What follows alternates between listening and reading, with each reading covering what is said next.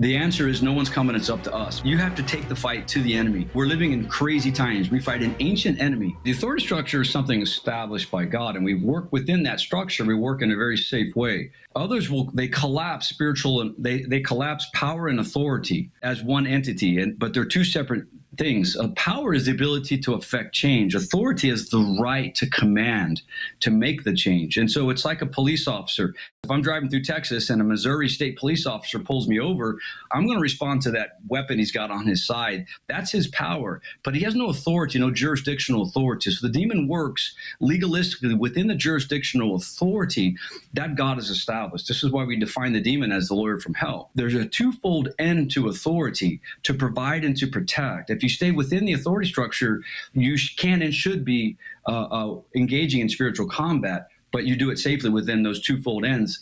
What we see in the church today are two extremes, that lay people can do absolutely everything. We don't even need a priest. Just stand in the back and give us your blessing, Father, and we'll do all the work. But then on the other extreme is lay people shouldn't do anything at all. You should just pray the rosary and go to confession.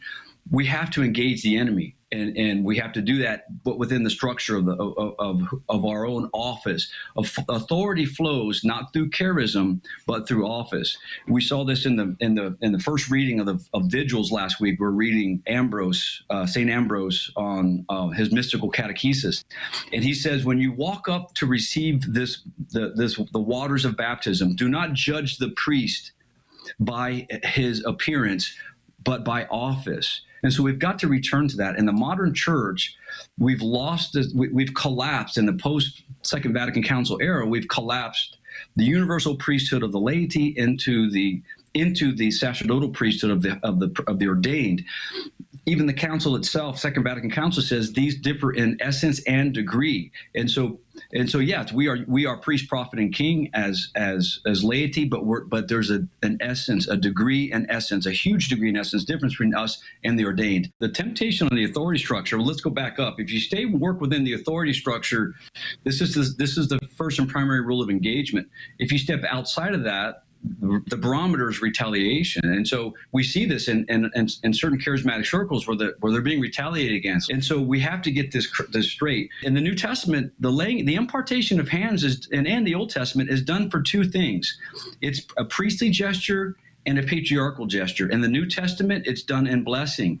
Nowhere in the New Testament do we see laying of hands and driving out demons. This is an importation uncritically accepted through modern Protestantism and Pentecostalism, this impartation of hands and driving out demons. Impartation of hands is one of blessing. So the four prominent priests, exorcists, Monsignor Rossetti, Father Vincent from the Philippines, Father Ripperger, Monsignor Charles Pope, have all publicly said that lay people should not be laying hands and driving demons out on other lay people. We should listen to the voice of these very learned and very experienced priests. And so, but the temptation among the authority structure is to abdicate, not engage, or to usurp. And we see this no more clearly than in the home.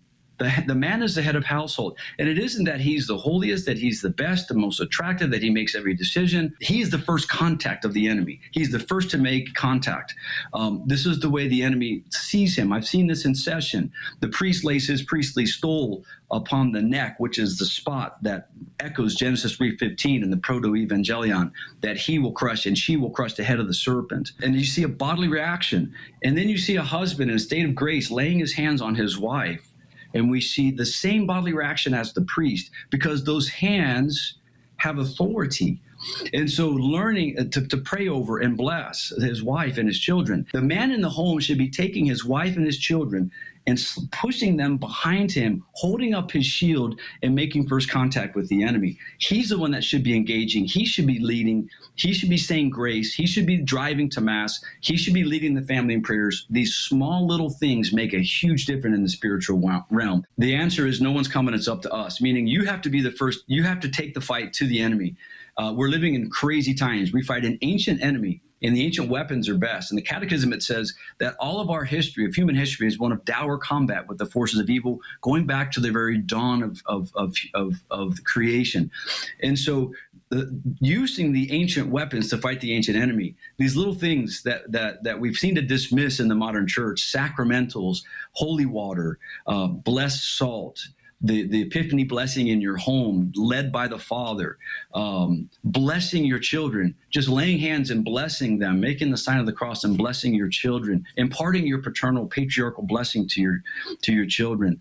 The sacraments, of course, the primary way is Father Gabriel Amorth said, one good confession is worth 100 exorcisms, because we take souls from the devil through confession. So being the spiritual leader means bringing your family to confession, to Mass, to receive as much grace, and also ultimately as well a spirituality of sacrifice, learning to offer yourself up and sacrifice your family. Very critical elements of spiritual combat.